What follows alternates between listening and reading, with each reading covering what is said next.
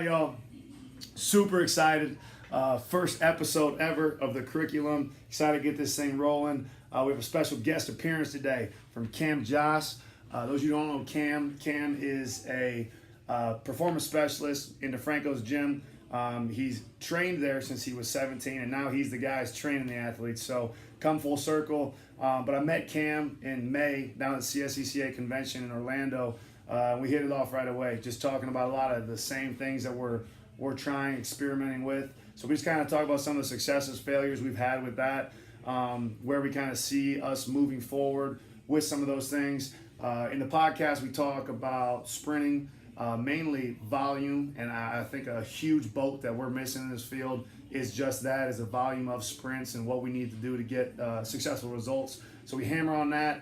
We talk about programming, super cool stuff, not just programming with percentages, but velocities as well, which, like I said, I think that's the future of this industry, and really excited for you guys to learn more about that.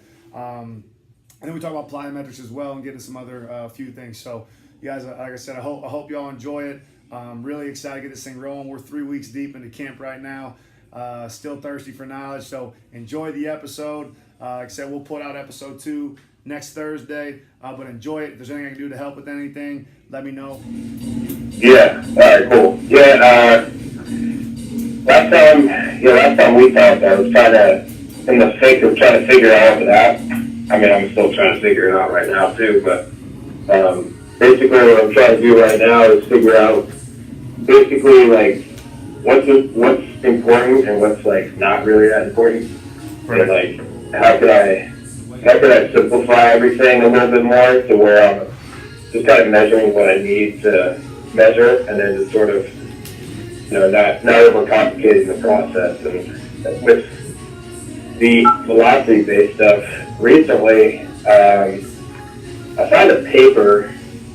It was actually a diagram from a paper. I need to actually read the paper, but it was kind of interesting where it showed that a lot of the loads in lifting that produce max power are typically associated with a velocity of like around 1.0 meters per second average velocity. So I thought it was kind of interesting because it's like basically saying that whatever your exercise you're doing, for the most part, if you just aim for that velocity, then you'll be approximately around the load of max power for that given exercise. And I don't know, I think the article only discussed like 5 different exercises, but it was pretty weird to see how, the percentage of 1RM was completely different for each exercise, but the velocity was always around 1.0. So kind of, I started reading more into the west side stuff with Louis, and I know with him, and he's doing dynamic effort, he's always between like 0.8 and 1.0 meters per second when he's doing dynamic effort work. Right. So I just kind of thought to myself, do I need to like go crazy with the velocity-based stuff if I'm aiming to do more like dynamic effort work, or should I just keep this number constant and then just switch the exercise and do that? Like, that's kind of where my head's at right now. It's like, if I'm doing a back squat with bands or something, I can just aim for 1.0, and that'll, ensure that it's fast enough or whatever, and it's not like it's not too heavy, but it's moving well and moving fast and really sticking within that dynamic effort range. So that's kind of what I've been playing with lately. Is reading more of the website stuff had me thinking too, because it's something I've been talking a lot with Max Smart, the Strong by Science guy. Yeah. We were talking about it where if you look at Louis' stuff, and obviously he works more with powerlifters than he does athletes, but basically he's got like 4 broad quadrants or sections of training, and it's really just like you're doing like really heavy shit, you're doing kind of heavy stuff and moving it fast, you're doing stuff unloaded and moving really fast, and then you're doing stuff for high reps. Right. And it's kind of interesting to me because I'm like, if we do kind of focus the general theme of training on, specifically from like a general physical preparation standpoint, if we focus it on just those 4 broad categories can cover, like all the gray areas as well. I don't know. But it's kind of like, if you're doing isometric, they'll say if you're holding a certain position with an iso, you can get stronger with like 20 degrees above or below that point. So it's like, if you want to go right above the point where you're like in the hole, you'll still get stronger in the hole if it's 20 degrees lower than what you're training. So it's kind of interesting where that same idea, I don't know if it applies, but it's like, well, if I do these 4 broad sections on the force velocity curve or whatever, is my body going to adapt to where it's going to fill in the gray areas, just kind of by itself. I don't know the answer, but that's what I'm trying to play around with right now, is just simplifying the process from that sort of standpoint. And then what I've been doing is still using pretty specific velocities on heavy days, so like max effort work. So on bench, just compiling all the research, just to use as an example, we'll see that like around 0.50 meters per second is about 80% on the bench, and then like 0.40 is about 90%. So if I'm going heavy on bench, I'll leave some in the tank for the guys, and we'll say, aim for 0.40 to 0.50 as your range or something like that. So I'll still use kind of a specific velocity range just to make sure we keep it like somewhat slightly set back instead of just like really truly maxing out. That way it's still moving smooth. There's no risk of failure. Like they're not going to sail out on trying to max out or anything, but it's still heavy enough where we're getting them stronger. Yeah. So I'll use it for that, but dynamic effort days, I've been just playing around with just sticking at that 1.0 and just seeing what happens. So that's, from that standpoint, that's what I've been doing with that velocity-based work, is just trying to simplify it a little bit more. Yeah, I mean that's what we've been really chasing the last, honestly, probably the last year. That's probably the biggest thing that if I said, the mistake I've made in my career is when I was young. I guess I still am young, but when I was fucking 23 years old and writing programs, I didn't want to miss anything, So we'd freaking train, and we'd train, to failure. We'd have volume be high, and then we'd go out and we'd do a ton of sprints on Tuesdays, and we had 4 different stations, and dudes are, we're doing a lot, and what I'm trying to figure out is, obviously the same thing we've all asked ourselves forever is, what's the least I can do to get the maximum results? And I took my staff out to West Side this summer, and that's probably one thing that where I was really hammering on Louis about, because he got on this podcast like literally like the next day, and because he was talking about how we were asking him a ton of questions about that stuff, but he was talking about how when you go out there and you sprint with your athletes, the average step in the ground is like 10,000 pounds of force, and we go out there and we sprint, and then you come in the weight room and you wonder why your guys aren't making gains, and or you would never ever bring your athletes in a weight room and put that much volume on their back in a back squat session. So this summer, I kind of told you a little about it, but we auto-regulated all of our sprints. We cut our volume down, extremely. We would do, maybe 4 max effort sprints. We'd do 4, sled sprints between 60 and 79%, depending on, technical stuff. And then we do a sub-max station, like a hill, some form of a hill bound or sprint, and that was it. I'm talking it was like a 12-rep workout on our sprint days, and our speed results were nuts. I mean, our average 30-yard split went down to 10th and a half, which is freaking nuts. So the results we saw from that was great. And then as I've continued to cut back on some things in the weight room, and I guess what you're talking about, the auto-regulatory stuff, I haven't been able to do it in a team setting because I don't have enough Tendo units. But my NFL guys I had this off season, this winter, that's how I programmed everything. So their benches, their squats, I didn't program off percentages. I programmed off velocities, and it's just what you're saying. It's they're not getting that CNS burnout because if I know if they're going to fail in 1 rep or 2 reps, and you're getting exactly what you want out of it on that exact day. So that's made programming so much easier for me, and I haven't even dabbled too much in that. I mean, I started with the velocity based stuff in 2012, but I only thought about it as great. This is an awesome way to work the other piece of the force velocity curve. Make sure I know my guys are moving optimal weights to train power output. But I didn't even think about it as a max strength piece. And I want to try to figure out how to do it in a team setting, keep on working on some velocity meters or try to figure it out. But that's what I'm super interested in right now, is continuing to regulate the sprint stuff, because that was ridiculous, the results we had with that. But working in the weight room more to where you're freaking, I'd like to have a card that doesn't have any freaking percentages on it. It's just got velocities. Yeah. No, 100%. That's something I noticed when I was an intern at South Carolina when I was finishing up college. Those kids, they didn't want to do anything in the weight room. Like, they just didn't give a shit about lifting. And but there was 1 week when they introduced the Tendo units, and they're like, "You guys want to stay within this speed or whatever?"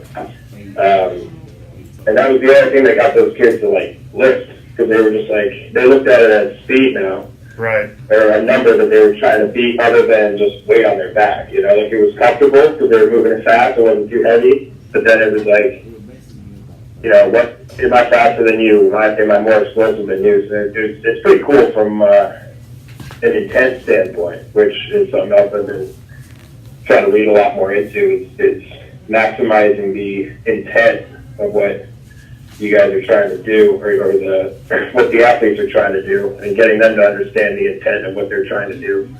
And what kind of volumes? Like you said, that's pretty much exactly what we're doing now. Right. I don't prescribe percentage of 1RM. I just prescribe a velocity. Obviously, my setting's a lot different than what you guys have, but it's been pretty cool from that standpoint, because I explain it to the guys too. I'm like, hey, Usain Bolt's not going out there and breaking his 100-meter PR every day. It's impossible. Right. So you guys aren't going to always, lift weight faster or heavier. So consider this number range as just what you can do today, and just try to get small victories over time. As long as your intent is there, and that your mindset's in the right direction, then that's all I ask, really, because eventually it's going to happen, as long as you stay the course, So that's where the velocity stuff's been really cool from that standpoint. It helps. It helps us guys. read it. Yeah, I mean, it saves our ass. It's what helps us read it. I mean, you got your CNS can freaking swing 18% either way overnight, depending on obviously a multitude of things. So it saves our ass. It's if Cam's squatting and typically I'd put 80%. Well, if you had a shitty night and your girlfriend broke up with you, that 80% can become 98% on any given day. Yeah. And that 80% can also become 62% on any given day. And if we program by velocities, not saying, all right, Cam, your last set is 275 because that's 80%. We're literally programming off of your CNS. So it's like, you feel like you win every day, because as long as you're hitting those velocities and staying where you need to be, you're right. Maybe we didn't PR today, but we trained exactly how we needed to train on that day. And long haul things, it's just I think it's going to translate the same way that what me and you were talking about with the auto-regulation on the sprint stuff. It's going to be the same results. Those huge jumps in an 8-9 week program.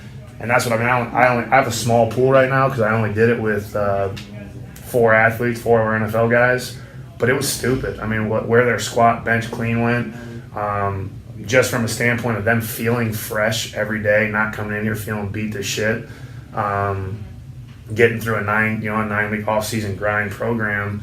And those NFL dudes, they come back to you, they're freaking broke, dude. Those guys come back from I still can't believe how broke those dudes are after a season. I mean, obviously all football players are a little broke, but those dudes just seem to be shattered every year. But that's the longevity of it. seems like it's it's there. Like I said, I need a bigger pool before I can just say, hey, everyone should be training off velocities. But for those 4 dudes, it freaking worked, bro. Yeah, no, there's something to it, man. And it's like anything else. It's not going to be like a godsend sort of thing.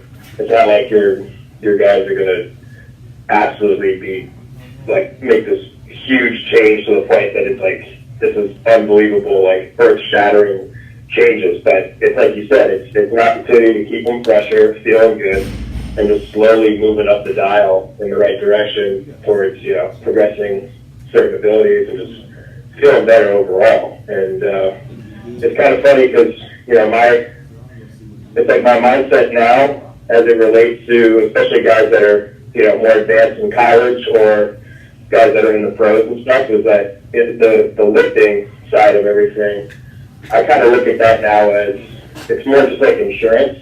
It's not really like something that's going to drastically change their performance on the field specifically, but I look at it as insurance from the standpoint of we're keeping them robust and resilient. So it almost doesn't really matter too much, if they're crushing the weight in terms of like really like maxing out all the time or whatever. But as long as we're using the velocities and it's auto-regulated to what they can do on that day, I know it's not going to burn them out, and at the same time they're going to get a nice positive stimulus just because it's based on what they can do. And we're doing the stuff earlier in the session that's really actually going to help them on the field. All the field work stuff we're doing, the more explosive work in terms of jumps and things like that. So that's the stuff that I'm trying to really capitalize on. And then when we get in the weight room now, it's like this is your insurance time. This is time to just do what you can, to do it well, and just build up your body and your structure. That's kind of how I think about it. Is like all the stuff we're doing on the field, that's insurance in the form of like we're programming you for certain things. We're programming a little more speed, a little more power, a little more coordination if we're doing some of that game speed type stuff, that more of that true agility type stuff. But we're programming you guys positively on the field, and then when you come in the weight room, my main concern now is really structure. Just making sure you guys have strong muscles, they can produce force well. We're building up your connective tissue, that type of stuff during the auxiliary training, and that's kind of how I've started to think about it. It's made me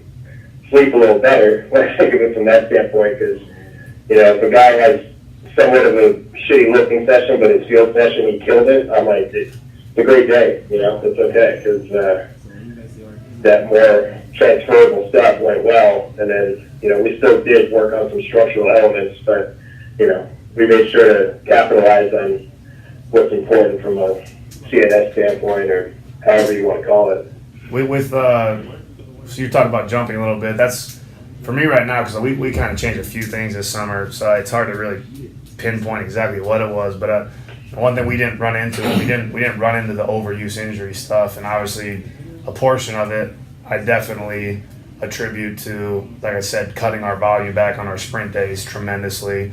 But I played around with our plyos a little bit, and we cut down a lot of the impact stuff. So in the past summers, plyos to me, have always been, jumping, heavy stretch reflex, and they've really been pretty high impact. And we still did some of our hurdle hops, and we still did some depth jumps and those kind of things. But we took out a lot of our impact stuff and did some, med ball, to launch pad type work, and a lot more box jumps and things like that. What are you toying around with right now with your plyos?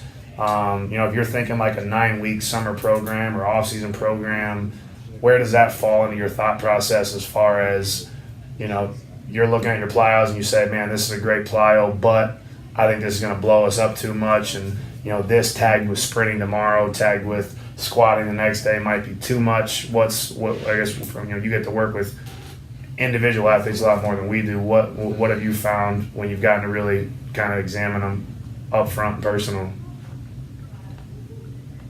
Well, we started playing around a lot with finding ways to maximize time efficiency.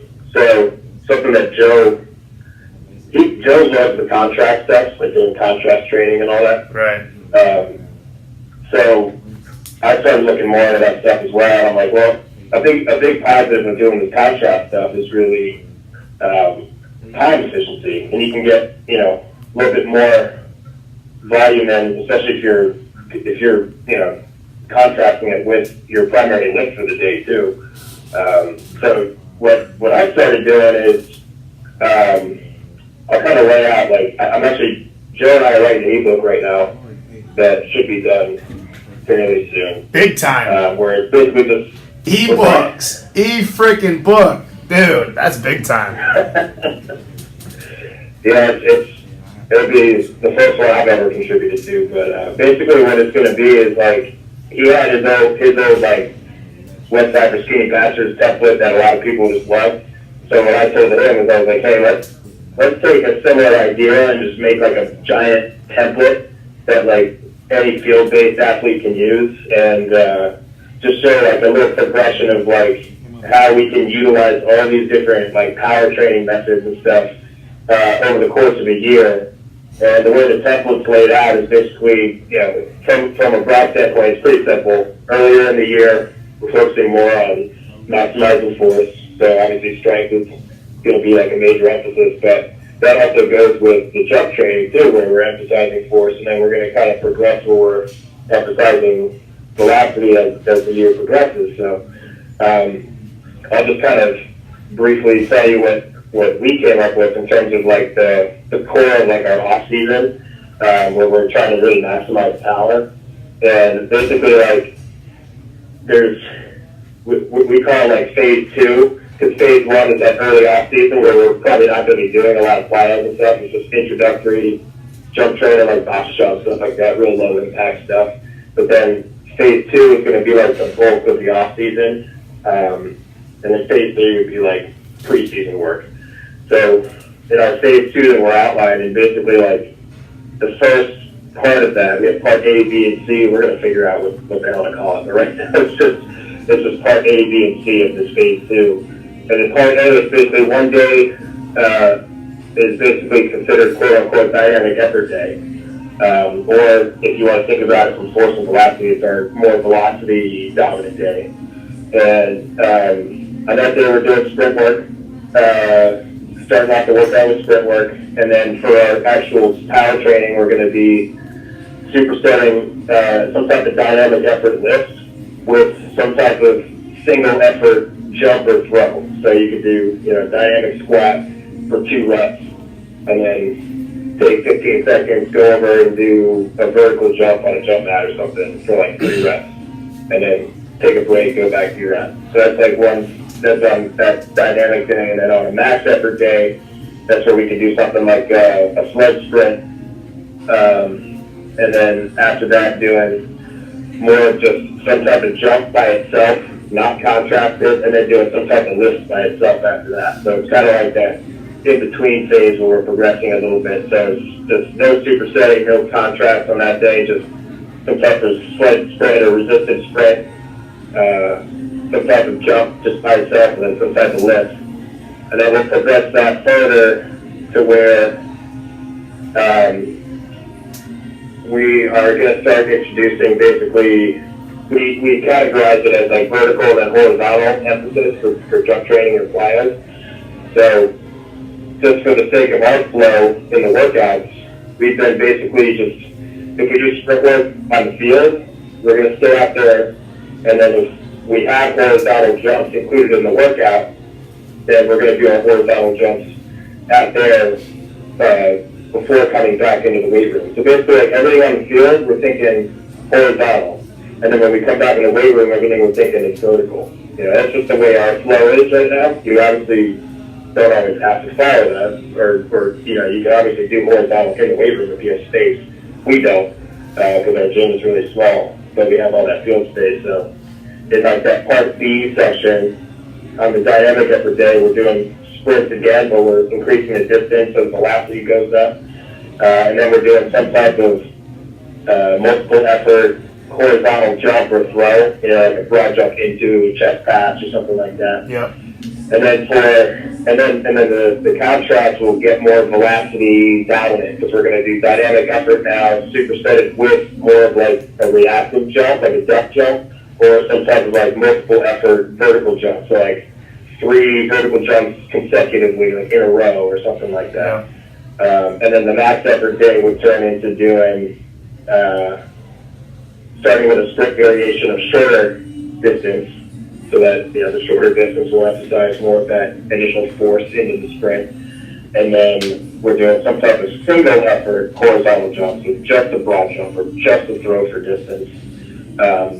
And then we're going to go back in the weight room and do a contrast where we're supersetting a heavy lift with some type of single effort jump. So it's like everything's kind of like slowly just progressing forward towards more jump volume, more velocity emphasis overall in the program. And then in the Part C section, that's where we're using French contrast. So we're going to introduce that part into it, where the dynamic effort day is going to be sprints followed by some type of multiple horizontal jumps again, and then in the weight room it's a French contrast where we're doing, basically the way we broke it up is like the dynamic effort day is going to be a speed-oriented French contrast, and then on the max effort day is going to be a force-oriented French contrast.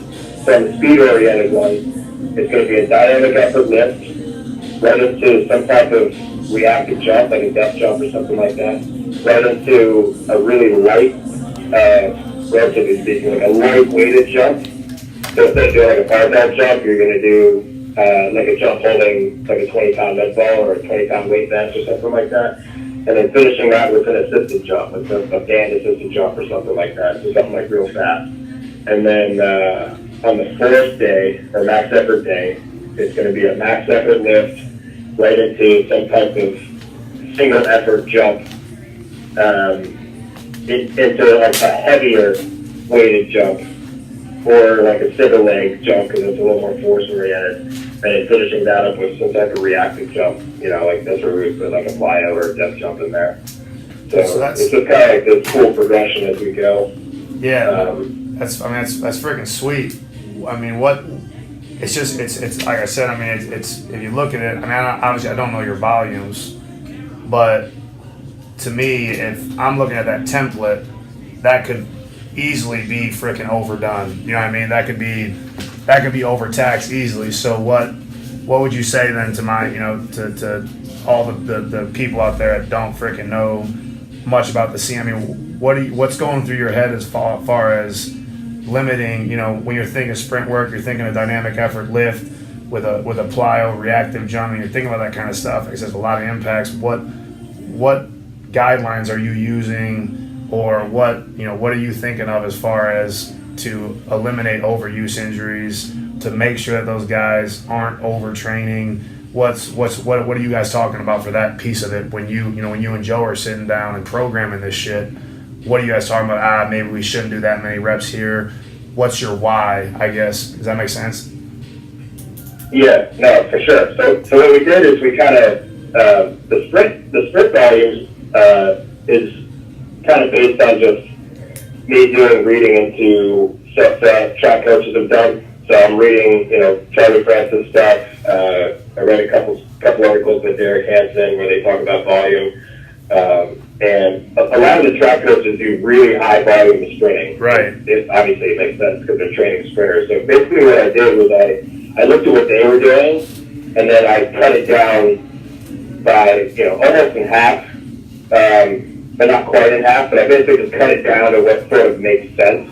And the way that we're presenting it in the ebook is we're saying basically like I think a lot of people miss the boat on sprint training volume because they assume that if they're doing like warm-up sprints, like warm up with a couple tens or something, like they're not including that in their volume, but we're telling them that they should. Right. So we're basically saying something like do 6 to 8 reps at varying distances within each range, and what that's referring to is like, we'll say if you're an athlete that's wider than 275, stay within 10 to 30 yards.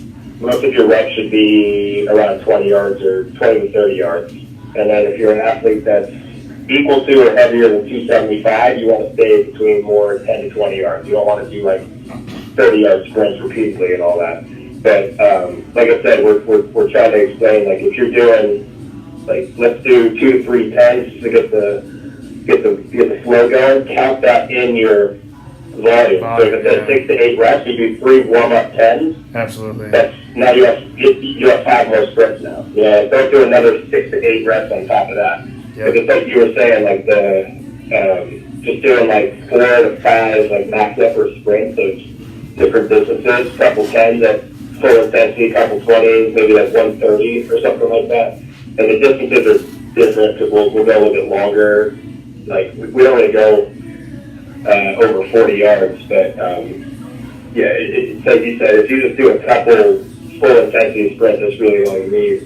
And then with the jump training, what we did was we just kind of kept to that dynamic effort volume that Louis talked about. So, don't do like 10 sets of 2 on a dynamic effort lift. But what we did is we cut that down a little bit. So we'll do like 8 by 2. So, 16 total reps on the lifts. And then what we'll do is we'll kind of pair, if we're contrasting the jump with that, we'll compare it to where we're doing like 24 total jumps in the workout. So we'll do 8 sets of 2 on the lift and then 8 sets of 3 on the jump or something like that. So we're kind of keeping it around 50 to 60 jumps per week in total. So what we do when we add in the French contrast, because obviously it's a lift supersetted with 3 different jumps. The way we kind of presented in the ebook is like, if we know that we're going to be doing all of those jumps supersetted with a lift, obviously we don't want to do 8 sets of French contrast. So we'll do maybe like 4 sets of just the lift by itself to find a good working weight that we can then use for the French contrast. And then in the French contrast, we'll do maybe like 4 rounds. So it ends up kind of balancing out because each thing is going to be, it'll be a little more volume, not by much. Because we'll do, 2 reps on the lift, go back to the first jump area, and do 2 jumps there, 2 jumps weighted, 2 jumps assisted. So it's like 6 jumps per round times 4, it's like 24 total jumps, the same number. Yeah. So we're kind of keep volume consistent, but where we're finding our ability to progress is more from a variation standpoint. So kind of like I guess you could call it like a motor standpoint. So you'll keeping volume kind of constant, but switching the exercise. So instead of having like different intensities in your plyos, you'll stick with the same plyo for a while, and then you'll keep the reps the same, and then for your variation, you'll mix up the movement, and then you'll keep the volume where it was. Yeah. So what we're doing in like the early off season is kind of building up progressively in volume, and then during like that true off-season standpoint, we're kind of keeping volume relatively static. It'll climb a little bit, like the sprint volume will slowly climb, the jump volume will slowly climb, but it's not going to go up by much. It's going to be pretty static the whole time, and then where we are trying to capitalize is on the change in intensity from a variety standpoint. So what we're proposing in the ebook is like every 2 weeks, switch the exercises that you're using. So that now it's like the volume is the same, but the exercises are different. Like the jump variations are a little bit different. So now it's a little bit different intensity just because it's a different exercise, but the volume is still the same, or within the same range. Right. No, that's interesting. I haven't done it that way before. I'd be interested to see how that works. I usually kind of have an inverse relationship where we start with lower intensity plyos at a higher volume, and then we get into kind of our power output phase, which is the bulk of our summer. That's, I increase the intensity of our plyos and I decrease the volume. But I like that. I like that concept. I'd be interested to see how that would work with 105 guys. Which that's my next question, and then I'll let my assistants ask some questions. I'll stop hogging the floor here. But so you've gotten to you've experienced coaching 100 and some guys at South Carolina. You've seen that. You've seen what that looks like. You've gotten a chance to kind of be in the private sector and coach smaller groups. What's the biggest difference? You know, if I guess this would be an easier question.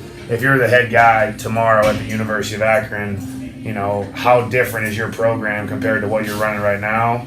And what does a 9 week off season look like for you with 115, 105 guys, you know, under your responsibility?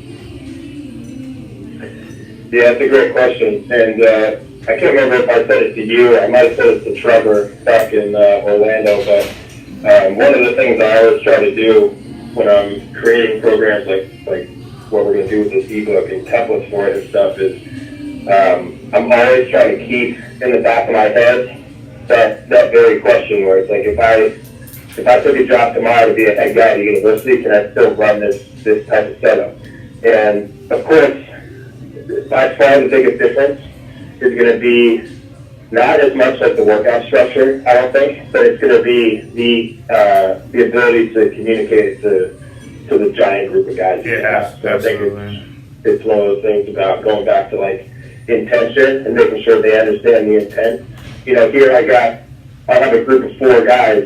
It's real easy. You know, you just you take the 4 of them and you're like, hey guys, here's what we're looking for. You know, try to do it. And I've got a setting here which, from a communication standpoint, is the most ideal you could probably have, because I'll joke with guys and say, hey, you know, some of my clients can go to a seminar and present for me, you know, like kind of half joking, but it's just the perfect setting for that, for them to ask questions, for me to respond, things like that. But that's kind of where my mindset was with trying to keep volume kind of constant, so that they sort of get used to the flow of the workout. Yeah, hell yeah. From a volume standpoint, but then it's just like every couple of weeks you take them in as a group, and you're like, you just kind of review and say, hey, this setup is kind of the same. You know, like we're sticking with a French contrast, or we're sticking with whatever. But now, like, here's the new lift, here's the new jump, and you know, it's just a slight tweak. So it doesn't have to be anything crazy, but it's just enough for them to understand that, like, the intensity you have the last 2 to 3 weeks, maintain that, but it's just a little bit of a different exercise. So, you know, you can just make sure that they're trying to buy in with all that shit. And for me, the reason why I do it that way, and a lot of coaches, I know, kind of don't do it that way, but the reason I started doing it that way was reading Louis' stuff, because he's always talking about switching exercises and adding variation, and then reading into some of the dynamic systems theory stuff and the nonlinear approach to motor learning. Yeah. Basically what happens is, if you give guys a good array of different movements, what they can start doing is they can start exploring and finding the things that are stable between movements. So even if you're switching up a jump variation, a jump is ultimately still a jump. Like a squat is kind of ultimately still a squat. So all it is you're saying, you know, try to find the similarities between these movements, but then adjust for some of the fluctuations, you know, like the attractor versus fluctuation standpoint, where things are stable, but then there's something a little bit different. You can squat with a barbell on your back, but how do you do when the bar's in front on a front squat? It's still a squat, but it's a little bit different. So all we're asking you to do is find the similarities between these motions so you can control that new motion and adapt to this quote-unquote chaos that you're now in the face of because something changed a little bit. Right. And it's kind of cool because, you know, in the sport, they got to get used to stuff changing on the fly. So that's why I take that approach with all that. But I think when you're working with a lot of guys like that, it just comes down to, like, just getting the broad template in place. So like here at Defrancos, it's like we have the template in place, and even though we'll progress and change the template a little bit, you know, like maybe we don't do contrast work and then we introduce contrast work. It's a sudden change to the point where the guys aren't going to be like completely thrown off by it, you know? So they're going to be like, okay, so last week we did a jump by itself and then we lifted by itself, and then this week all we're doing is we're going to lift and superset it with a jump. Like, it's not really that astronomical. So, you know, I think that's just kind of what I believe in, I guess, is just keeping your template and your flow in place, and then just getting creative within that. So I think that's where, especially from coaches in private sector and stuff, I've seen guys like just totally just out of nowhere like change everything they're doing. And I think that, you know, if you know you need to change something, unless it's like super harmful, you should make it more of a slow transition. Right.